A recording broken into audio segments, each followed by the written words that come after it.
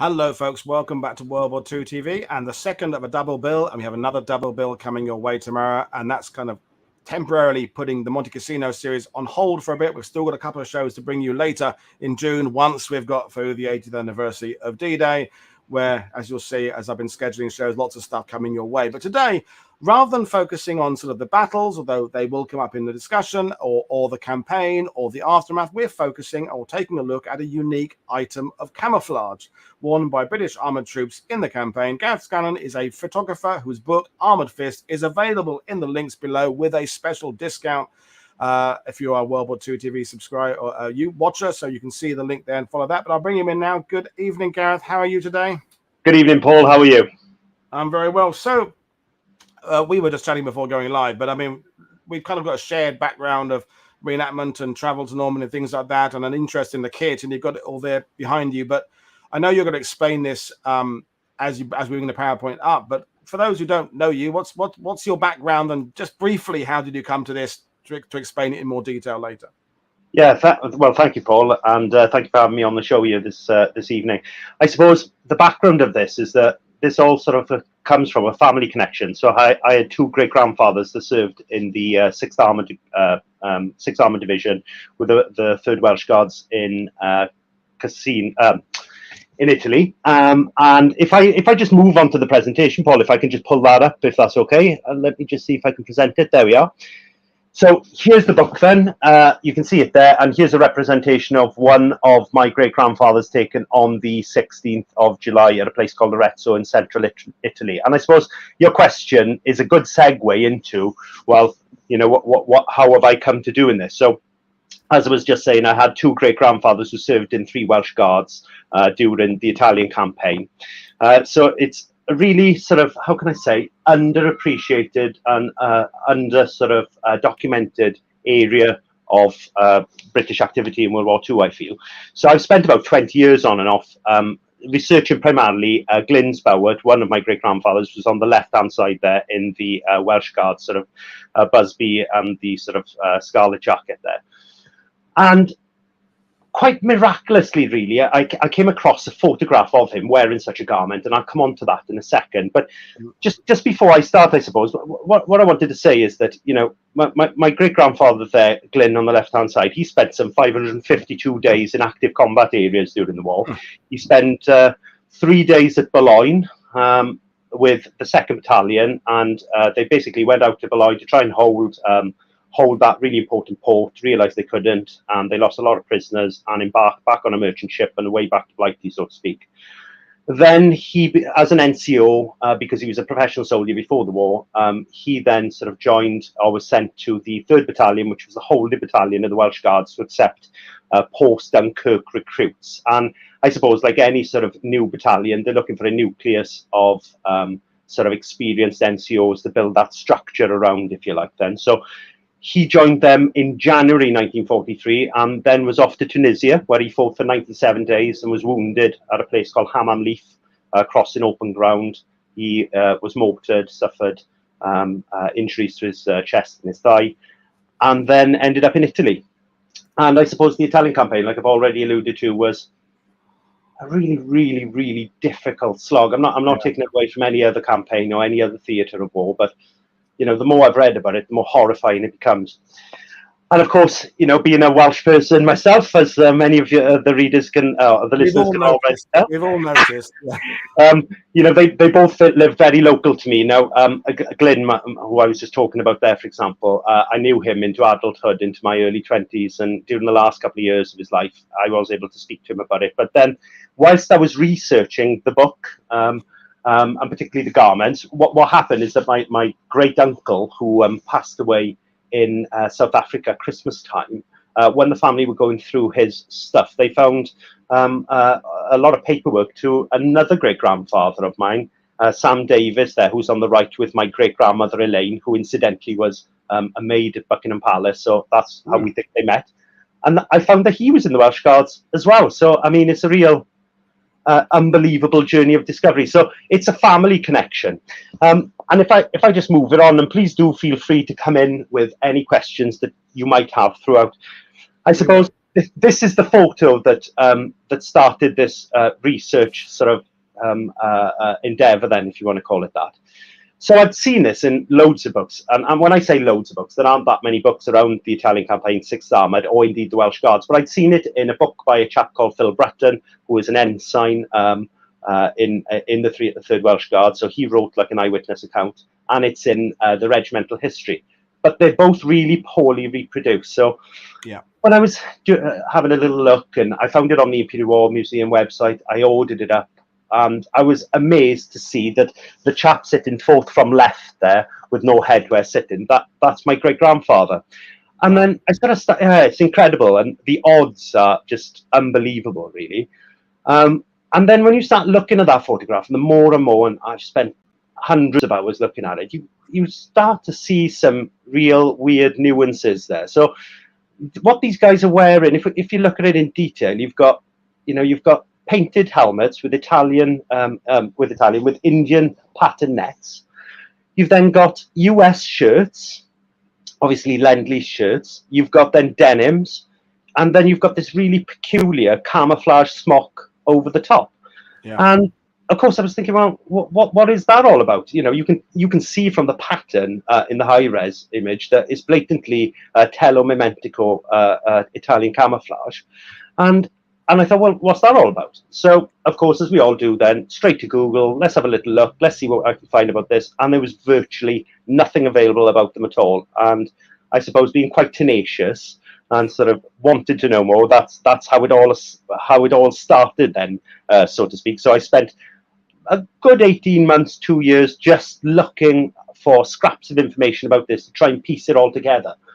And I suppose the book and the entire research project then around the smocks themselves has all been a bit accidental, really, because, like I said, being so tenacious, I really get into the detail on things. And I was having a chat with lots and lots of people. I've engaged with so many people from across the world who've been massive support around this. And of course, there's been quite a lot of interest around it. Is that people were encouraging me and saying, "Well, actually, Guy, you should write this down." So I did.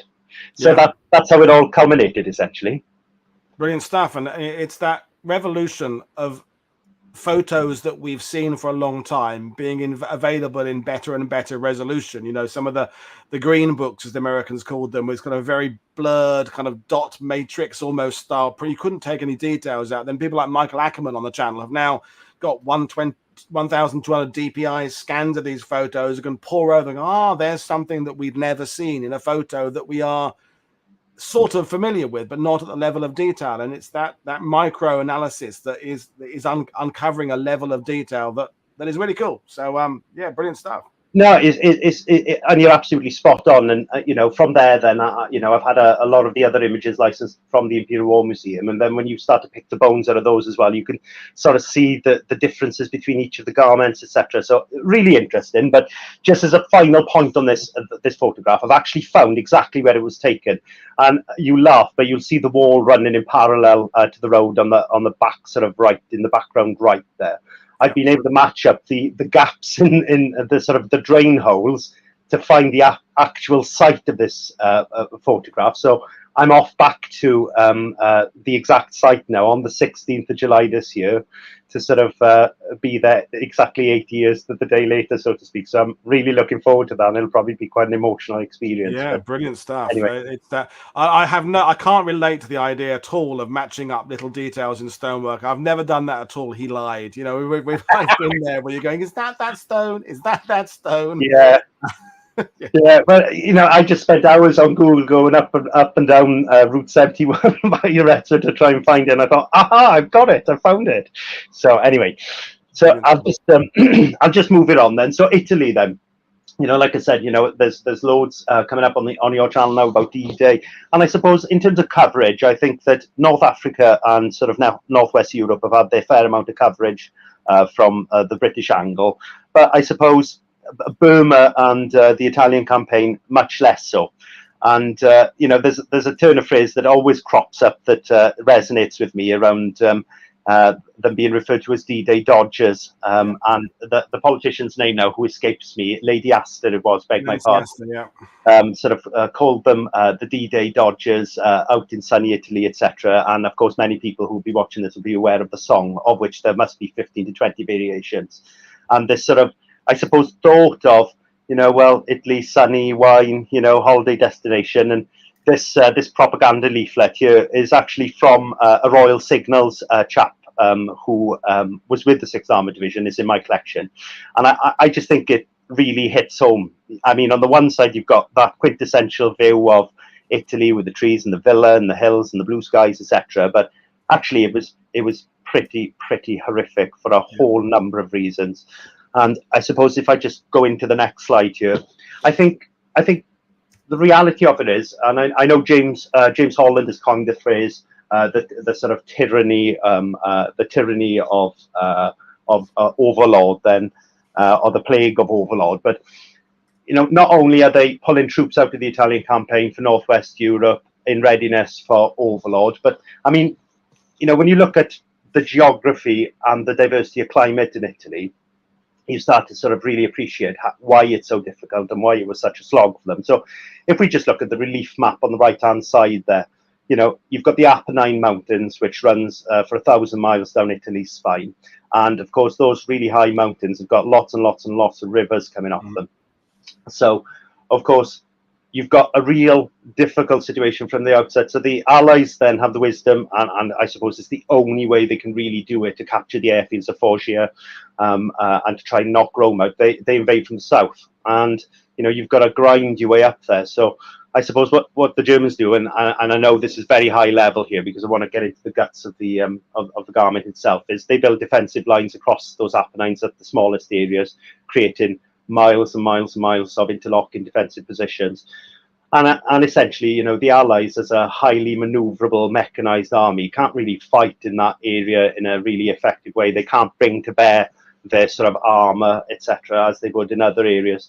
So, there's that. And secondly, then, if you just look at the climate classification, the Köppen climate classification on the left-hand side there, you can see that you've actually got a range of different climates there. So, of course, a lot of the units that came from North Africa, were equipped with battle dress, khaki drill, etc., etc., and that's fine for fighting in Sicily, the lower part of Italy, Cassino, etc. But I mean, it's quite unsuitable for the height of summer in green and lushly grassed Tuscany and Umbria.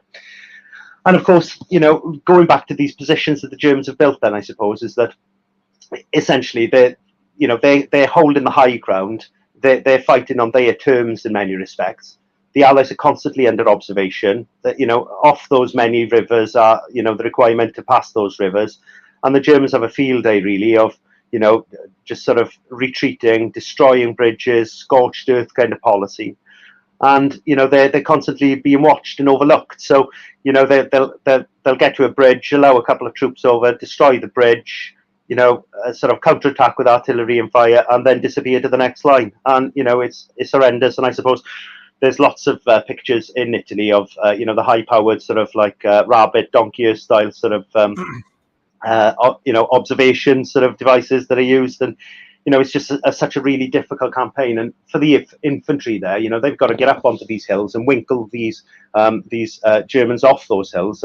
And indeed, as my grandfather was saying, they used to spend most of their time fighting in the hills, winkling out the Germans out of these positions, because you couldn't advance armor where it was being overlooked. And this is a bit of a constant theme, I suppose.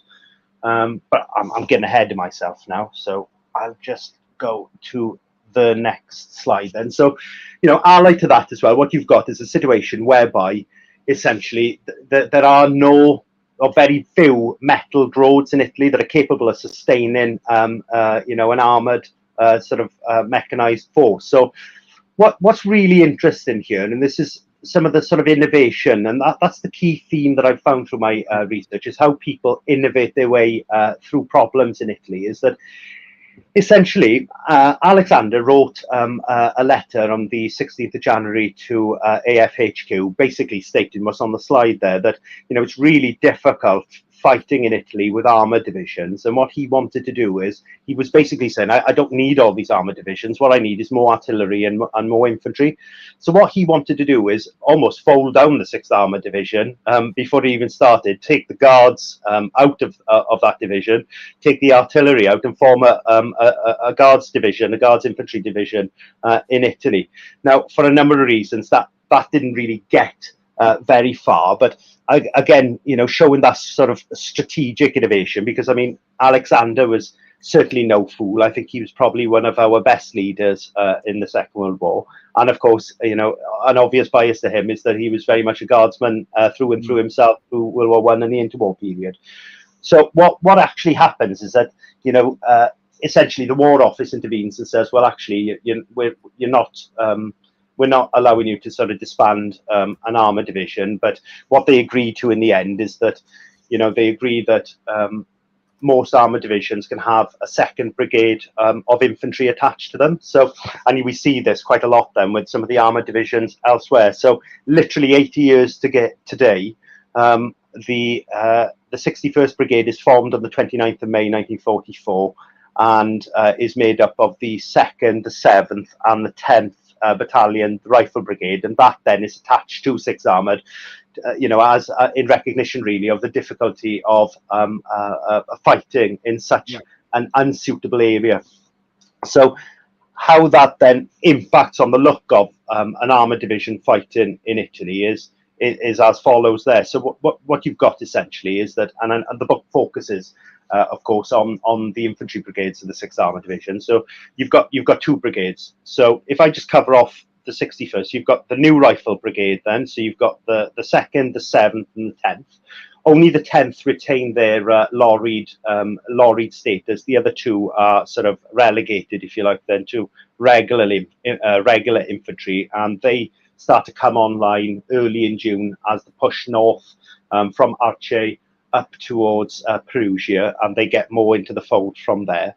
But then you've got the 1st Guards Brigade, which was inevitably the brigade that both of my grandfathers served in, and made up of that brigade. Then you've got the 3rd Grenadier Guards, you've got the 2nd Coldstream Guards, and then you've got the 3rd Battalion, the Welsh Guards. And of course, you've then still only got one brigade. You've got 26th Armoured Brigade there of the 17th, 21st Lancers. You've got the 16th, 5th Lancers in there as well, and the 2nd Lothian. So that's your sort of de facto sort of armoured brigade there. So again, really interesting around the makeup of 1st Guards Brigade, because it's almost again more innovation. So they have a really terrible time then. So they land in Naples on the 5th of February 1944. And it's bizarre because it's not as if the entire 6th Armoured Division just arrives or is sent dribs and drabs and piecemeal, but actually Alexander, he pulls the 17th, 21st and attaches them to another unit, but then pulls the guards across and attaches them to the 46th Division, and they are then immediately coming out of North Africa and sent straight into the hills of the Arunci Mountains, which is just south of Cassino, which is the bottom end of the Gustav line. So they're coming out of North Africa and they're straight into frostbite, snow, and a very, very determined resistance. I think it was from the 91st Division there off the top of my head. I'll have to double check that and I'll put it in the comments later. And the ferocity of the fighting that they encounter there is absolutely astonishing. So, for example, Adam Robson in his account on Ornito from the 2nd Coldstream Guards perspective is that essentially they fire more mortar rounds and throw more grenades in 2 weeks on Monte Ornito in the Arunci Mountains than they did in the entire Tunisian campaign. That's how terrible. Wow. That's a statement. Yeah, wow. Yeah, it's unbelievable. And furthermore, there's also stories then that come up around great coats being pulled off and being frozen so solid that they would stand up on their own. So that, you know, when you read the accounts, and it's in the diaries, etc., that essentially how they winkled the Germans out was literally a point of bayonet charges, etc. But they were losing more guys to exposure and frostbite than they were to German bullets and artillery. And of course, you're fighting on the top of a mountain in sangers. You can't dig in. Mortar shells are exploding. That's exploding rock, which is amplifying the situation. You know, it's really, really grim. to the point that the 2nd Italian Coldstream Guards, they lose an entire rifle company up there in the first 2 weeks. So they arrive in Italy, and within 2 weeks, they've lost an entire rifle company. So this is where the sort of further innovation starts then, insofar that, and you see this later on in Normandy as well with the Guards, is that they actually draft in a spare company of Scots Guards that are at the IRTD, so the Infantry Reinforcement Training Depot at a place called San Petito, not far from Naples then. And they draft in that one company to replace their 4th company. So what you've then got is you've got the 2nd Coldstream Guards, but actually one whole company is made up of Scots Guards. So that's the first time that's done, and you see it with X Company and in the Guards Armoured Division, and there's a couple of other bits and bobs, but that's quite interesting in itself. And this is how they sort of, how can I say, mitigated against that sort of tyranny, if you like, then of overload, insofar that, you know, they couldn't get adequate numbers of replacements, organic replacements for the individual regiments. So they pulled companies in from other foot guard regiments to sort of reinforce.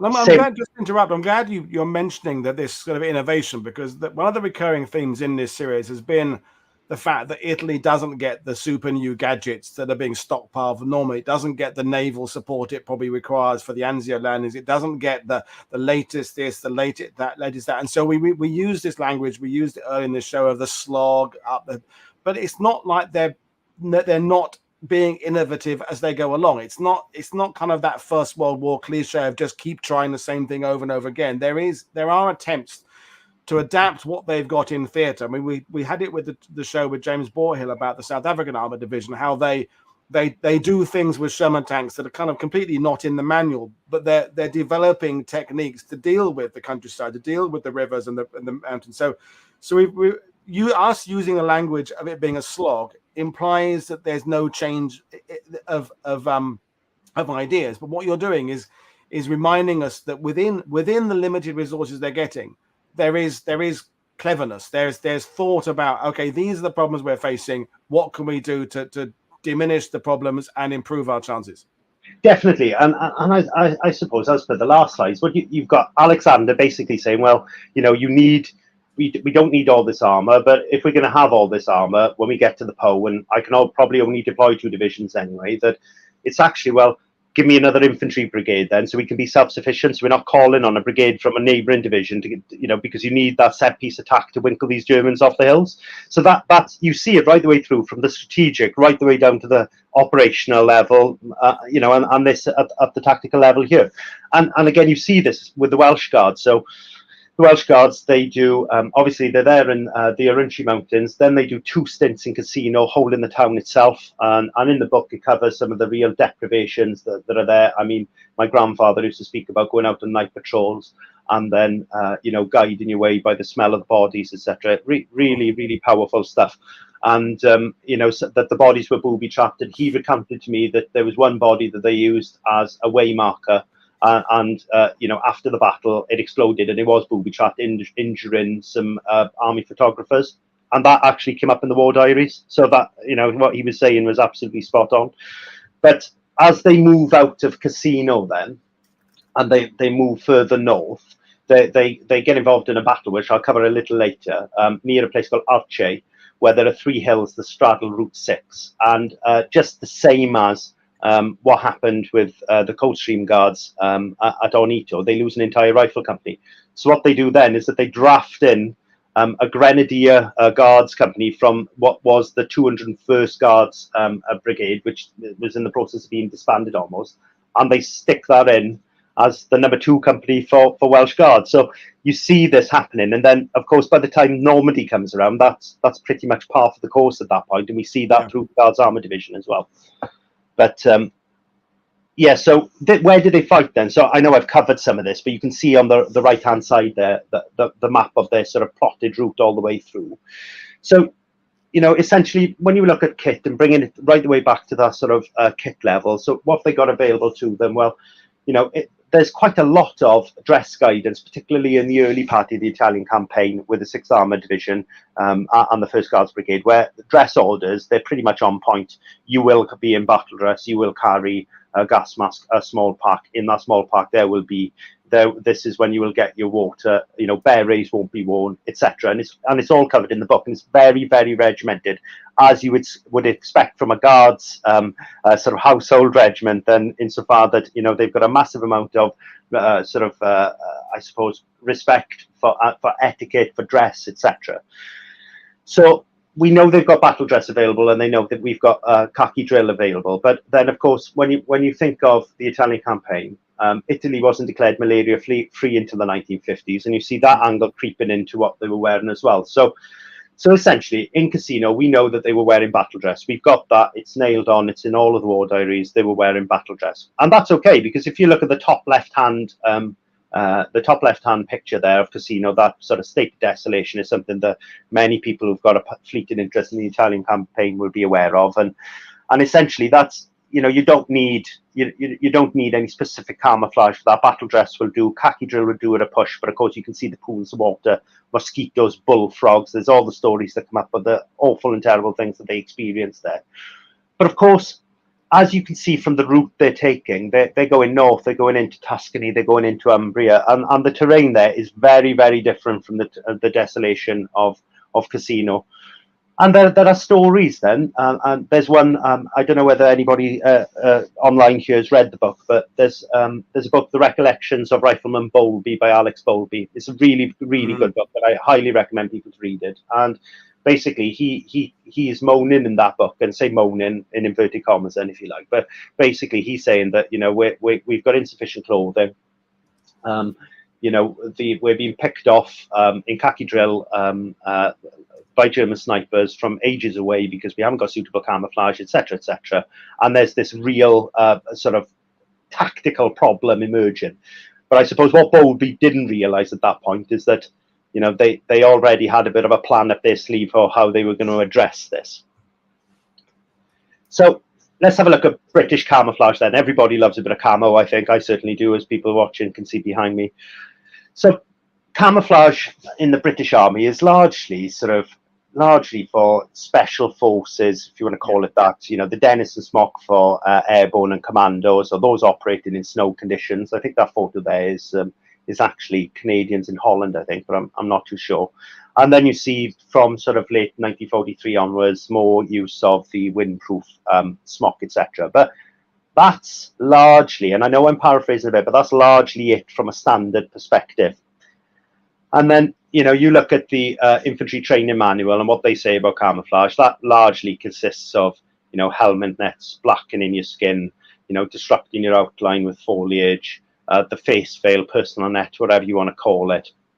So it's fairly basic. And I suppose, what the type of troops that my grandfathers were facing in Italy, they spent most of their time fighting against the 1st Valshamega Regiment, and so they were quite used to seeing opposing the opposing soldier, if you like, in camouflage clothing.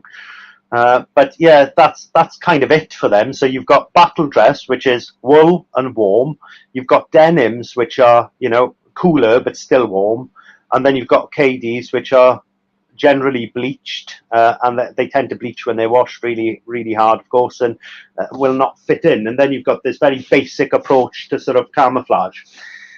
And so just to jump in, because I'm a bit of a kit guy. I mean, people are already discussing in the sidebar about camouflage, but one of the reasons the British are gaining an advantage in the war is by economy, is by reducing the amount of materials they're using for everything. They're simplifying the Sten gun, they're simplifying the battle dress without the pleats, things like that. And so, it's not that the British aren't aware that camouflage is a concept. It's just that if someone designed some new equivalent of the 1960s, 70s DPM camouflage unit, you've got to produce it. You've got to get the cloth for it. You've got to convert factories over to making it. Right?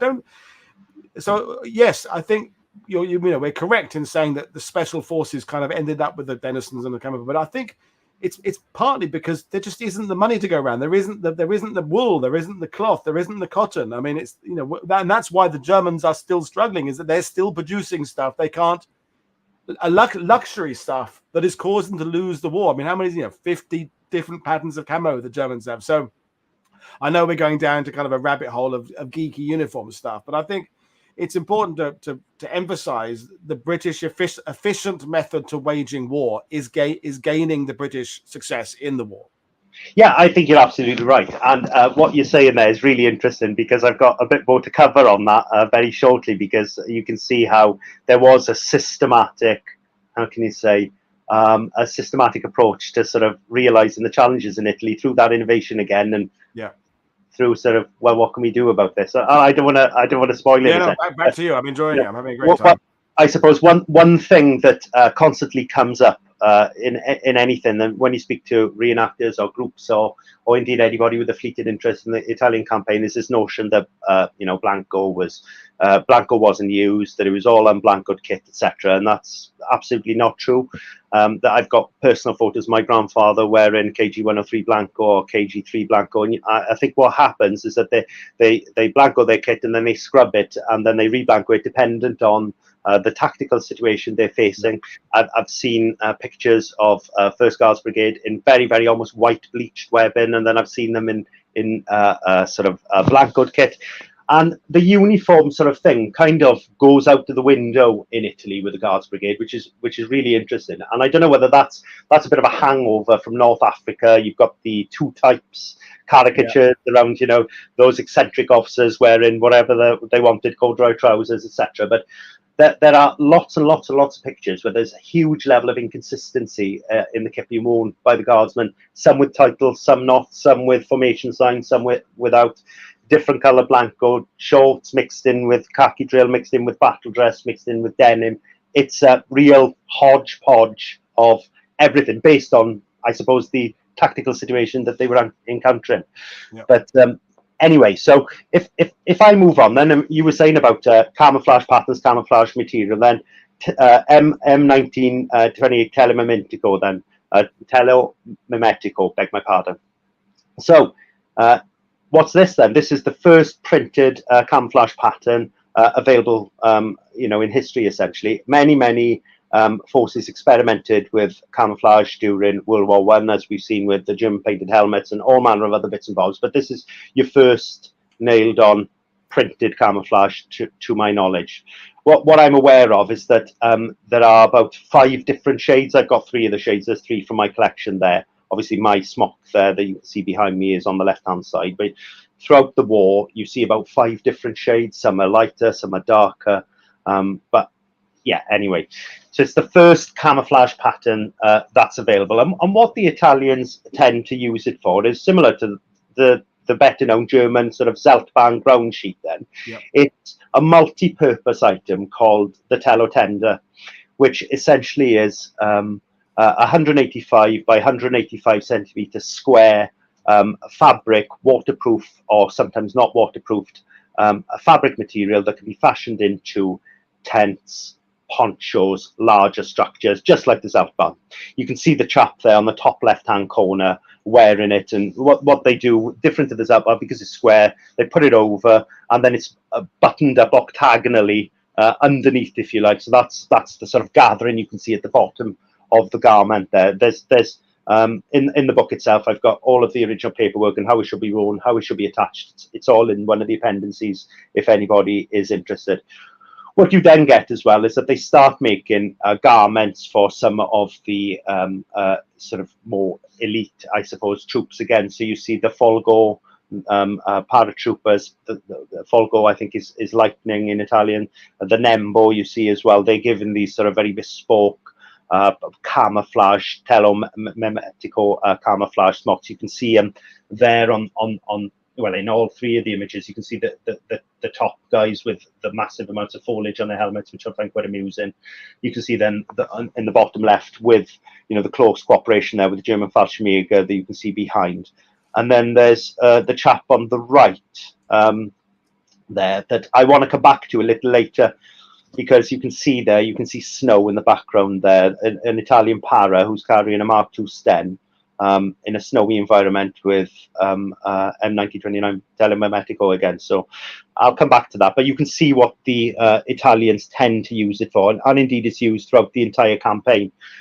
I suppose Italian camo really, though, aside from the Italians, is probably best known for use by the German forces. And I mean, Normandy guys will be aware of, you know, prolific use by Liebstandarte and the 12th SS Hitlerjugend as well, all the way throughout the Normandy campaign. And essentially what I think, or what I believe has happened, and there'll be others who are better educated upon this than I, is that when the Italians finally surrendered on the 8th of September and the swift sort of disarmament of their forces under Operation Axis, then, you know, there was a whole massive load of military stock available, and the 1st SS, I think, were certainly in that area in about August in northern Italy.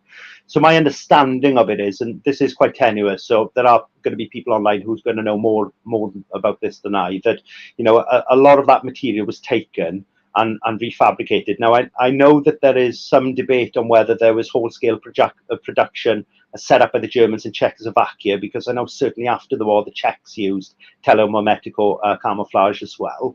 But of course you see then this prolific use in Normandy. Now, what I'm attributing that to, and again there would be people online who are far more sort of learned than I in this respect, is that when the 12th SS is set up, they're set up from, again, a nucleus of officers and NCOs, etc., from the 1st SS. So we see this huge amount of telemimetical used in Normandy. So just going through some of these photos here, you can see the photo top left, the Diaries d'Ardennes there.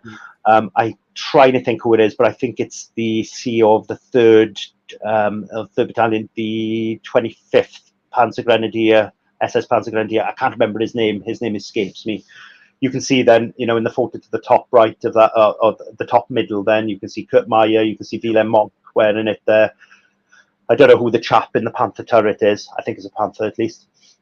If you come to the bottom left there, you can see Max Wunsch, the CEO of the 1st 12th SS Panzer, is wearing one, and you can see then the guy behind him. I think his name is Klaus Schuh, if I remember that. I think he's a sergeant, isn't he? Wearing them. So you know, we're all very familiar with seeing the Germans wearing sort of. Yeah, and not just for camouflage, also to make themselves stand out from other units. It's a statement of togetherness, and we've all got this and other units haven't. It's an identifying prestige thing. Obviously it has the camouflage benefits as well, but that I think you can't not include this looking different aspect. Yeah, you're absolutely spot on, and I'll make a point on that now, because that's really interesting. Because referring back to Bowlby, he says in his book, you know, as it happens, the smocks then, and I am moving ahead a bit, but that's a really good point. The smocks were issued to the Rifle Brigade on the 1st of July, just south of Lake Trasimene near Perugia. And he makes a comment that, you know, they have these green camouflage smocks issued to them. And not only, you know, will it, you know, address some of the issues that they were facing, and he does make a tongue-in-cheek sort of remark that, you know, the ponderous GHQ think tank gives us basically exactly the same pattern as the Germans are using. But he says, you know, as soon as I put it on, I felt like I made it professionally. I felt like a professional soldier. So there is definitely that kudos, and that's there in a lot of the narrative that's coming out from the guys that are wearing them. But yeah, I suppose the point I'm making is everybody thinks of Germans using Italian camo, but nobody ever thinks of British wearing it. So what have we got then? So as I said, if we think of what's happening with the Allies, so they're coming out of Cassino. The terrain is very different in the Liri Valley and going north, but actually already available to the 1st Guards Brigade, and indeed I definitely know the 8th Indian Division at that point, which are fighting on the left-hand side of them, that there is an availability of Italian camouflage smocks that have been made specifically for in almost preparation for what they were about to face ahead of them. So going back to that innovation strand, and I want to really sort of nail that point, I suppose, is that they already knew that the kit they had, or, you know, even at a strategic level, they knew that the kit they had wasn't suitable for where they were going to fight. So they mitigated ahead. So of course, just like the 1st SS took you know, a certain degree of camouflage material from the south, when Naples was liberated, the Allies had a lot of this material too, and I've seen it used as shelters outside of 6th Armoured Division, used as shelters by British troops, by the Army Film and Photographic units. I think I've shared some pictures on my social media about that. But essentially what you've got is that they've already realized that you're going to need something different, and they've started to make that. And this is what it is. So it's essentially a tello tender, so one of those zelt bands cut right down the middle with a neck hole. I'm really simplifying this now, and I will come on to it in a second. With a neck hole, which can be worn over a shirt or a battle dress. It's really light. It's really cool. It's really utilitarian. It's cool, light. You can just pop it on over whatever you're wearing, and it's gonna not only make it more difficult for enable you then to blend in with your surroundings far better, but actually it can be removed and put on at will very quickly. So we can see there from the right, this chap here is I'm assuming the sergeant from 10 Rifle Brigade on the right hand side there. So that shot is taken literally not far down the road from the shot that I showed at the start with my grandfather. It's on the same stretch of road, and you can see that strongly contrasted printed material. That's an excerpt from a much bigger picture, but you can see then that the other guys that are with him wearing smocks are wearing ones of a much lighter color, going back to the initial point. So, but I suppose the point I'm trying to land is they knew this was going to be a problem, and they'd mitigated ahead. And some of these photos people may have seen. That's a really famous one there on the left hand side, the Bren gunner with the Ponte Praticano behind it near Arezzo. They're going on a river patrol there. I think that's been featured on Life magazine and stuff like that. So that you can see in the high res, and going back to what you were saying about 1200 DPI scanners and stuff, you can literally see the stitch lines in the garment, which confirms that it's exactly the same as the garment in my collection, etc., etc. And of course, you can see a very unobstructed view of the rear of the garment then being worn by somebody directing half tracks for 10 Rifle Brigade on the same day, and it's from the same sequence of photos as that chap with the Bren gun there. And indeed, as I was saying, this now is a painting that was painted by a chap called Terence Caneo, a really famous sort of war artist, and I think he was actually the official state artist for Queen Elizabeth's coronation, incidentally. But this painting here covers an action that happened 8 years ago yesterday at a place called Monte near Arche, where again Route 6, the Via Casalina, leading out of Cassino, which is why they really needed that road. They move up towards Rome, and there are 3 hills straddling the road that again they had to winkle the 1st Fascivega Regiment out of. So this chap here is CSM Brown in the middle of the in the middle of the painting there, rallying his troops to winkle them off the top. And it's in the Coldstream Guards War Diary. There you can see to the right there's a guy who literally runs up to a German machine gunner, grabs his MG42 by the barrel, wrenches it off him, and proceeds to shoot 5 or 6 people with it. But CSM Brown there wins the DSO for this action, and these are the Scots Guards attached to the Coldstream Guards. I should have made that really clear. But what you can see here is obviously Caneo has done some sort of, how can I say, background sort of interviews, background checks, and you can see he's painted in the guys. Some of them wearing smocks, which is really, really interesting. So what you can see is that I'm assuming here, this is the assumption, that he must have spoken to people for them to mention this garment, and therefore the fact that they mentioned the garment meant that it meant something to them personally to then include it in the picture. And going back to the point that you were making around, we're different to these people because we've got this, etc., and that is pre-decor, I suppose. It sort of weaves that in, but and incidentally, at this time, this goes back to what I was saying earlier about the Welsh Guards losing an entire rifle company just on this hill as well. So, really awful battle. So in my research then, and I've had to go through, and I haven't really talked about the research angle, and forgive me, but the stuff I've had to consume to get anywhere near as much information has been, war diaries down to battalion levels, but, divisional brigades, etc., searching high and low for the most obscure war diaries that you can think of. I've read every first-hand account, as much information and intelligence as I could get around anything that was related to the Infantry Brigades of the 6th Armoured Division. It was highly frustrating because you can imagine you're reading entire books and entire accounts to find nothing, and then finding one-page document which is like gold dust with loads of stuff on it. So it's taken ages and ages and ages to try and pull this together, because I suppose there was nothing out there on there. It's totally undocumented. It's brand new, innovative, hot off the press research. People have seen pictures, and the thing that consistently comes up is, oh yeah, they were just field made. You know, they just cut teletender in half and they did this. But this is the point of this slide here, really, is to show that when you actually look at these garments, they're not field made at all. When you look at the level of detail in the stitching and how they've reinforced it, overlapped the fabrics, this is knocked up by a Tommy in a slip trench with a needle and, you know, with the housewife and you know, and a pair of scissors. This points to systematic production.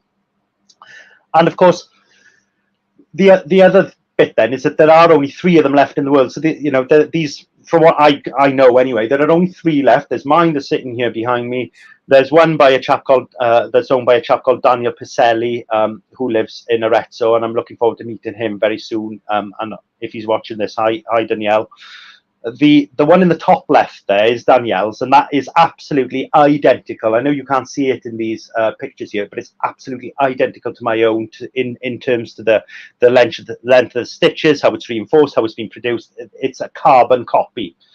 And then there's another one that's owned by a chap on the bottom right there, by a chap called Orazio Spampinato, and this one came from Florence, I think, which is a slightly different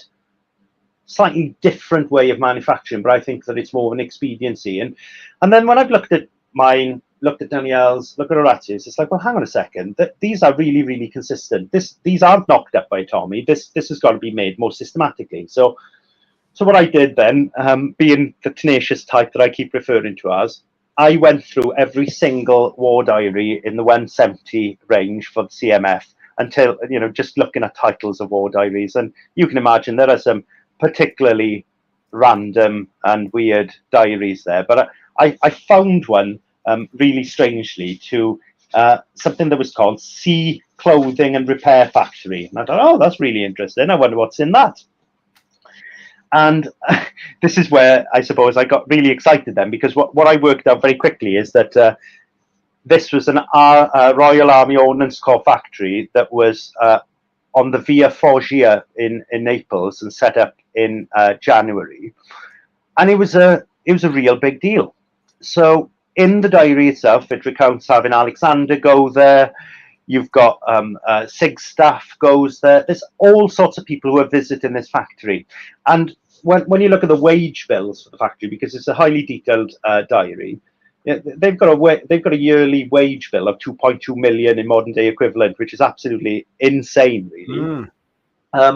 They've got civilian and military staff there making what are essentially, I think between February and September, they made 300,000 items of clothing. And then they repaired a further 350,000 pieces of clothing. So this is a really sophisticated factory. So going through the available list of garments that they made, there it was, camouflage smocks.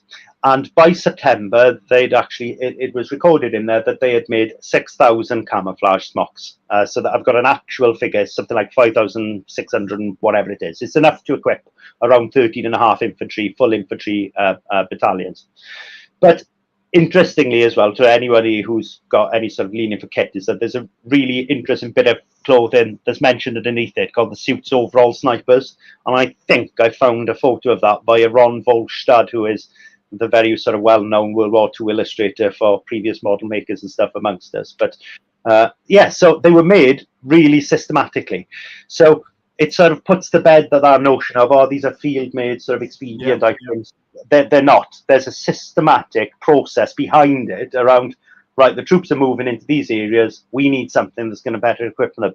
Now, unfortunately, I haven't been able to find that missing link from the linking sort of the strategic decision then to the actual manufacture of the garments. I'm going to keep looking for it, but there were so many people interested in it. I was really keen to get this stuff out because, like I said, it's something that's... And sometimes with a book like that, it's the kind of thing where you need to get that one edition out, so people will contact you and go, "I've got this, and have you ever thought about doing that?" You know, and then a second edition will come out with extra stuff you've learned, hopefully. Yeah, no, you're spot on, and you know, it's like everything. Hindsight is 20/20, and I think you know, well, certainly the way I feel about it, and I think most authors are going to say the same, is that actually if you started the process from the start, you'd probably take a slightly different angle, if you like. You do it slightly differently.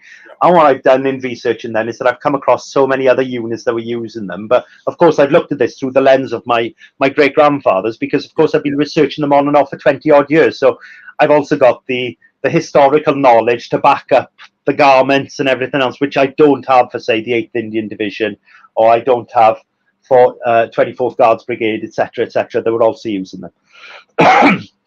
But forgive me.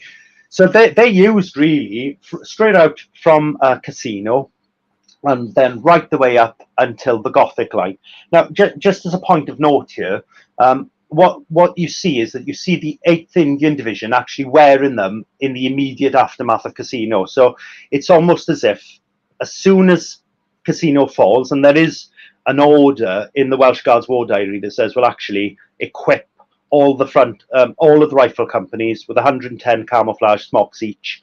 Quartermaster also to deliver denim trousers, and it's fully stipulated. But you actually see pictures of some 8th Indian Division soldiers wearing them in Cassino, whether they're helping with a cleanup or whatever that looks like.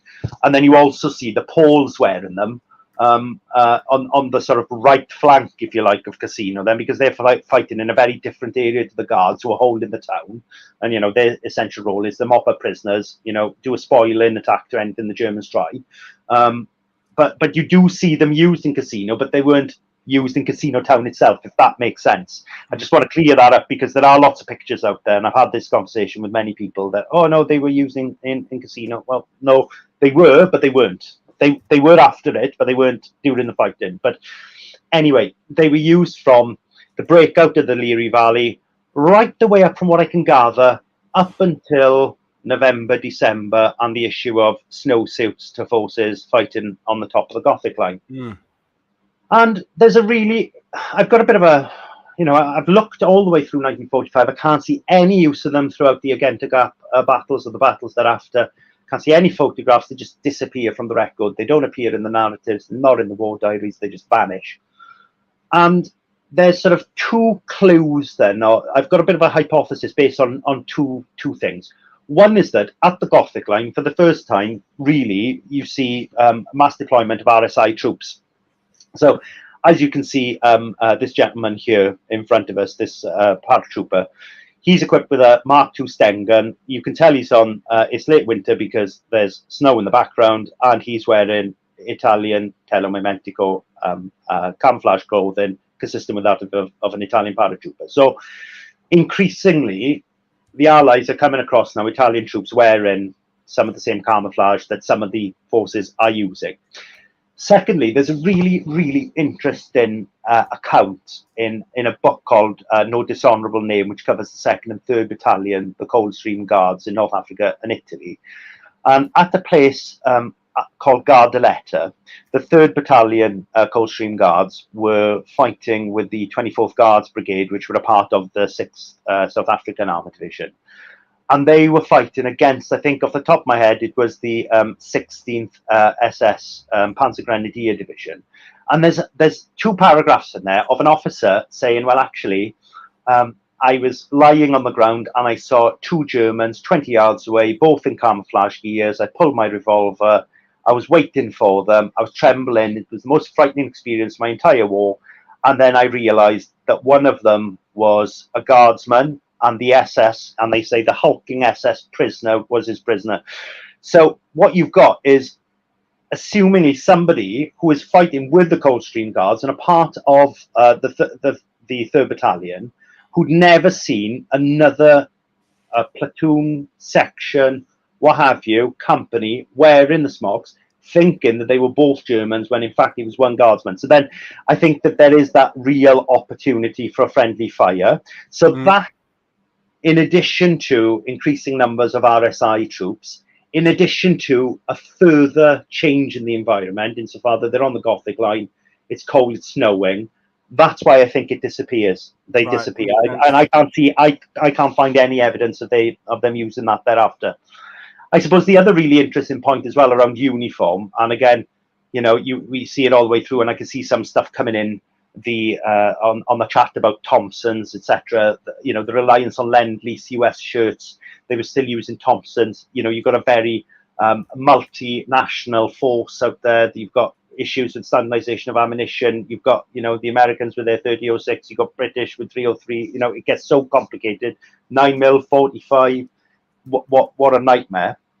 But there are some certain accounts which were quite chilling as well, and that's probably not the best word to use, but the Rifle Brigade find themselves on the Gothic line in November in KD. So they actually suffer casualties to exposure because actually they haven't got any battle dress at that point. So they're literally, you know, holding a mountain at 1,200 meters in KDs in the winter, and they're dying of exposure. So that sort of shows some of the actual sort of wider strategic challenges, I suppose, of getting adequate kit and coming back to this innovative approach to what they were trying to do with it. Now, eventually, come December, you know, they have all of the winter kit issued to everybody on the Gothic line, the snow suits, you know, the string vests, the short white duffel coats, the whole shebonga, so to speak, are issued to them. But anyway, I'm going down a rabbit hole now, I suppose. But this is why I think the smocks get discontinued, is that essentially there's a huge propensity for friendly fire incidents, particularly when you're facing a lot of RSI troops, and essentially the environment changes, and of course, you know, there's just no need for them anymore, so they just disappear. And I suppose, and I can see, Paul, that I'm coming up to my hour now, but I've got to. We're going to keep going. It's good. I'm loving it. It's fine. That's fine. I suppose what I've got then is just a brief overview here, and I'm happy to take questions off people then if people want to ask it. And forgive me, I had this idea of a really structured presentation from you, but as usual, I've just blurted all of this. No, it's fantastic. It's brilliant. We're loving it. Don't Please worry. apologise. Please accept my apologies. But here's then the 5th Battalion, Royal West Kent, and I just need to double check where this photo was taken, actually, right? But here's the 5th Battalion, Royal West Kent, and they're near Florence here. And you can see that they're wearing smocks there, and they were a part of the 21st Indian Infantry Brigade attached to the 8th Indian Division. And you can see then that I just love that photo. I just wish it was 6th Armoured, but it's not. But anyway, you can see then the Canadian tank is sitting there scouring over a map. You can see a Sherman in the background, and you can see these guys wearing the smocks moving forward. And again, you can see, you know, those who you know, are into kit. You know, the gas kits were used prolifically in Italy because it rained a lot, and they were really effective raincoats. You can see the sword bayonet there.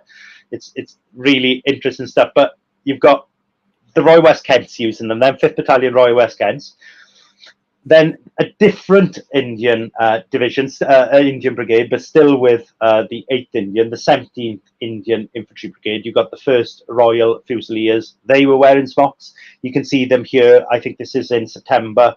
Again, sort of August, September time, again in Florence. So we can see that it's being used right up nearly to the start of that sort of Gothic line campaign.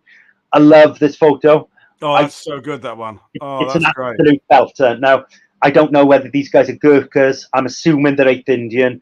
I've seen that they're probably Frontier Rifles. Who knows? But I've seen the photo. It's labelled as 8th Indian. But I've got no. I've been trawling the archives looking for this, but I just love it. I love the fact that the guy on the back there's got his bayonet attached. You've got Matey Boy at the front with his Bren. It's just a wonderful photo of these in use. But you can see now. So you've got the Infantry Brigades of the 6th Armoured. You've also got the Infantry Brigades of the 8th Indian Division wearing them. Then you've got 24th Guards Brigade wearing them. These are the Scots Guards. I think this is taken late September, again, sort of, you know, on the push up to the Gothic line. They're wearing them there, having just been out scouting. And then you've got the New Zealanders who wore them, although the New Zealanders is slightly different. There's one of these smocks left in a collection of New Zealanders, and the New Zealand and the Polish ones just seem longer. I don't know why. I don't know how they were made. I don't know whether they were actually field made and they were copied by the RAOC factory. I've got no idea, but they are different. They are much, much longer, but they're quite well documented with the New Zealanders. I think, if I remember off the top of my head, and forgive me, I think they're the 24th New Zealand sort of infantry brigade as attached to the 2nd NZ division. But that picture there on the right, the squad photos of them all wearing it, it's just absolute gold dust, really. Yeah. And then you've got the Poles using them, and I think these photos are taken about Cassino time. But again, if you look, they are slightly different again, because the camouflage pattern is, I know this sounds really geekish now, and forgive me, it's more horizontal rather than vertical. Most of the patterns I've seen of wear in the British, the pattern is repeated in a vertical way, whereas I just look at some of this, it's done differently. So I don't know what they did, but I suppose they were used by forces much wider than just the British, and they were used by those wider sort of Commonwealth forces. And which must it suggests that they must have been working, or at least there was a perception that it was giving the troops a benefit, an advantage on the battlefield. You don't spread ideas around in the military unless there's some benefit for them. I mean, it can't just be because they looked cool. That they must have been coming off the battlefield with this sense that it was giving them an advantage, moving. You know, we know that the overarching theme of this series is the fact that anywhere the Allies go in Italy, the Germans know where they're going to appear from, because there's only the certain routes you go. It's so narrow, the country, Highway 6, etc., etc. So they're having to. The word is getting out that these are giving people an edge. Is that what you found? Yeah, definitely. And like I said, that's coming out in some of the accounts there. So, you know, just referring back to that account with Bowlby, he was saying, you know, it made us feel like we turned professional. We needed it. We needed greener camouflage, you know. But then he says, later on, he says, well, then wearing bleached Blanco, blancoed webbing over the top of a camouflage smock is the type of target a sniper dreams of. So then there's all of that kind of stuff as well. I'm glad you mentioned that, because one of the questions that came in really early that I've been waiting for the right opportunity from Gary August is an obvious question: is a setup to the left of Gareth, wouldn't the outer supply webbing stand out like beacons for targeting in the same way that North African camo did? You know, the bleached pale webbing against the green of the camo, kind of, it's a big contrast. Whereas that guy in that Pole in the photo there, his webbing seems to be darker. KG3 or KG, whatever it was. But yes. So, yeah. I think. Understanding. Well, I suppose what I think is that with the Blanco, you know, I've got a picture of my grandfather. I wish I'd have included it in the presentation, but it's of all the NCOs of 1st Rifle Company, 3 Welsh Guards.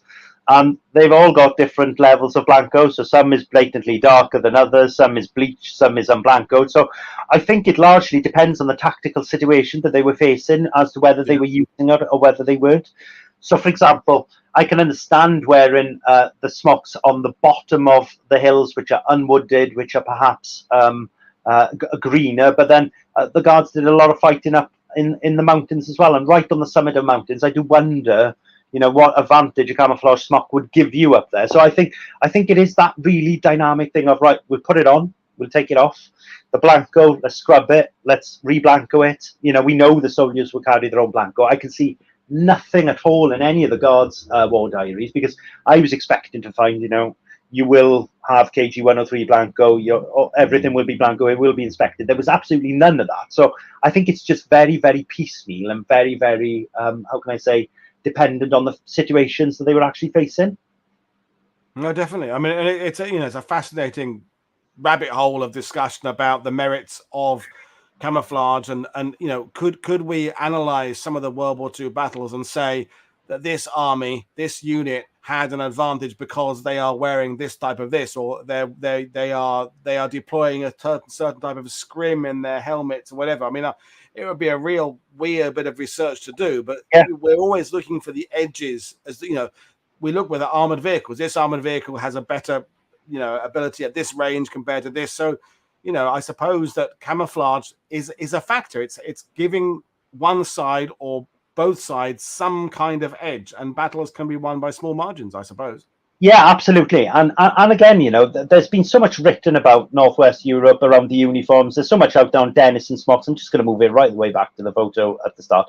There's so much out there about Denison smocks. There's so much out there about, you know, any kind of uniform deployed in Northwest Europe, but there's very little in Italy. And then you've got this really super interesting topic, if you like, then, of enemy pattern camouflage seized repurposed in a factory and issued to, vanguard frontline units for operational advantages.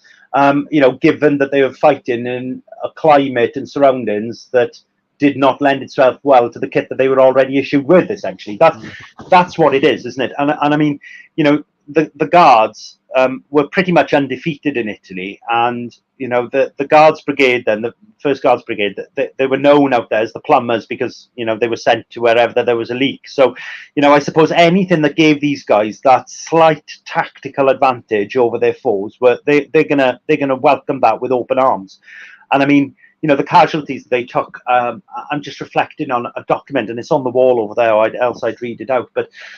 I think 1,000 men left for Tunisia, 1,000 more came, and there were 382 of them left at the end of the Italian campaign. So, shockingly high casualties, a regular frontline, a foot guard infantry battalion, but horrendous casualties. So any degree of advantage they could get, they're going to lap it up, aren't they? That's what I think. And even if it's only psychological, I mean, if we extend the idea that even at the time, people in that theatre are feeling that it's a sideshow, that it's not being talked about, and all the focus is on other campaigns. And then someone, whether it's your company commander or battalion commander, someone comes on and says, "Hey chaps, here's a truckload of this camo for you that we've brought for you, so that you'll be better concealed on the hills." Even if it doesn't actually work, it's going to make you feel that someone gives a shit about you, and they've given thought to us.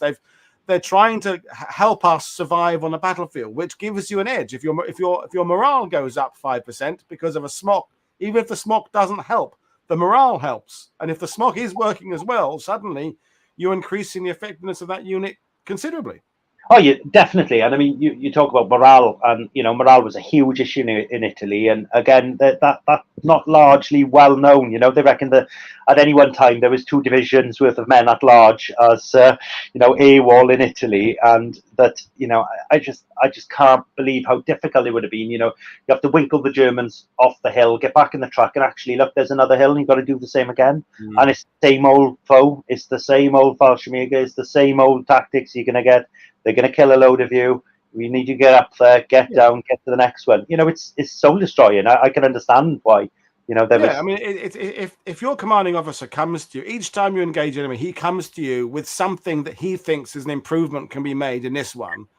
You're feeling more confident.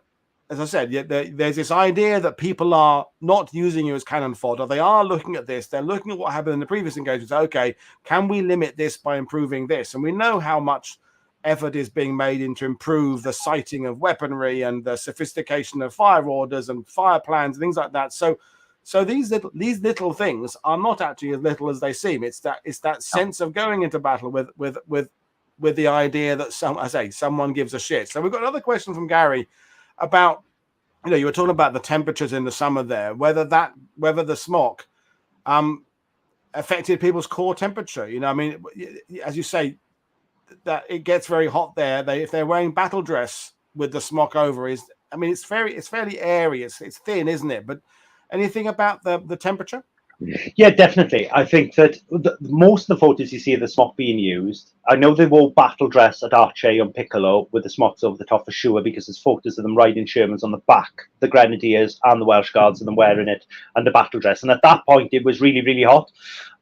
Interestingly, though, the Coldstream Guards were actually in KD during that engagement. So you've got 2 battalions in battle dress and 1 battalion in KDs, which is bizarre. But anyway, most of the photos that I've seen of them actually being worn, they're either being worn under an Airtex KD sort of over an Airtex KD shirt, or they're being worn over a US Army woolen shirt, and the sleeves are invariably rolled up, etc. So when you sort of, it's sat there behind me, so to speak, but it only weighs 400 grams. It's really light. So the way it sort of fits is that you put your head through the top of the garment, and there's literally tie tabs on the side to tie it up. So you've got that flow through, if you like. So it would have been quite a cool garment for sure. I don't think it would have been that hot. It would have been quite cool to wear. No, thank you for that. Much cooler than battle dress. Yeah, and to actually kind of bring things in, I think I want to congratulate you for bringing together the kit side of the study with the actual interpretation and understanding of the battle, because I come from a kit reenactment collecting background, and I've still got all my men at arms books, Osprey and Brian Davis book about British insignia, all that kind of stuff but a lot of those books were more about this pattern was made from this date till this date, then this one came in with this from this date, but not very much about what difference it made or on the battlefield or not, or was actually used. I mean, there are certain bits of kit that I bought that I don't think ever got used at all. That's why they existed in huge numbers at surplus shops, because they never went out of stores. But you've taken the work of the kit, but looked at actually what difference did it make on the battlefield? What did the people who wore it say about it? What does it do? So you're bringing kind of two genres of study into one, which is to your credit. Thank you. Well, there's tons more covered in the book. I mean, I just blurted out an hour's worth of information to you, and sorry if it's in a really unstructured format, but there's absolutely tons of information in the book. And some of the comments that I've had back from people who've read it is, I just can't believe the level of detail that you've been able to get around the actual clothing, and how you've woven in the strategic right the way down to the operational. So there's tons in there. The links are there as well. But I suppose the parting comment is, and this is the sad thing, is that there are only 3 of these things left now, which is really sad. This is what I was just about to say. If anybody knows of one, please get in touch. I'd be really interested to have a chat with you. But just on that proviso of the 3 that I know of, and I've scoured the internet and Facebook groups and asked information wherever I can about, have you got any of these? I've spoken to a couple of dealers who said they've sold them, but that could all be the same ones. But I mean, what you're essentially dealing with is, from what I've been able to find, less than 6,000 garments that were issued to frontline infantry troops who inevitably took really high casualties fighting in Italy, and there are 3 remaining. So it's probably one of, if not the rarest piece of individual camouflage clothing from the Second World War. And the fact, you said how light they were, they could well have just worn down really quickly and just been thrown away at the end of it. I mean, the battle dress wears out. I mean, my great uncle, I think, was issued 2 sets of battle dress in Normandy alone, and battle dress being thick wool is fairly hard wearing. So this, especially Italy and the rocks and crags and shrapnel and metal and jagged metal. I mean, perhaps they didn't last that long, and they were burned in a big bloody great pile in December 44 or something. Well, you think about somebody having been wounded or something, that's getting thrown in the bin, isn't it? You've got to, a round through the chest or what have you. But furthermore, in the book as well, I found evidence of them being used as stretchers. So I took my camouflage smock and we used it as a stretcher to carry somebody down. So you see that too. Okay, well, you've gone uber geek with that. They're practicing out all the uses there, but it's been a great conversation, and maybe I should start to do more of the kind of kit examination shows, but more tied up to the battlefield, as I said, rather than just kit for kit's sake, because there are other YouTube channels going through, here are the various patterns of khaki drill, and here are the different shades of Blanco, and maybe that's a subject I could tackle, but I would rather do it in what are the practical applications? What can we see being used on the battlefield? What can we see in terms of results of this? Because that's the $1 million question, is it? When we talk about commando raids, it's very cool, it's very exciting, it's very sexy. What difference did it make to the end of the war? Did it have the impact? It's always about what results were achieved. So I think you've you've helped address this question about what the results of this camouflage smock were. So Gareth, folks, Gareth's done a superlative presentation. You know what to do. Go and buy the book. It's obviously of interest whether you're interested in the kit aspect or just the campaign in Italy, or both. And in which case you can have 2 copies, one on your uniform shelf and one on your battle shelf. That would be a good way. Brilliant talking to you, Gareth. I can't wait to bring you back again in the future. Yeah, indeed. Well, I'm hoping to do a book coming up now on 3rd Battalion Welsh Guards and more of an operational history there. So, because in researching all of this, I've gained so much more information and knowledge. So, yeah, I've got to write some other stuff down now. Well, that sounds fantastic. So, folks, we've got 2 more shows to go tomorrow, but I will leave you now. So this is Paul Woodadge for WW2TV TV saying enjoy the rest of your Wednesday. Cheers, everybody. Bye. Thank you.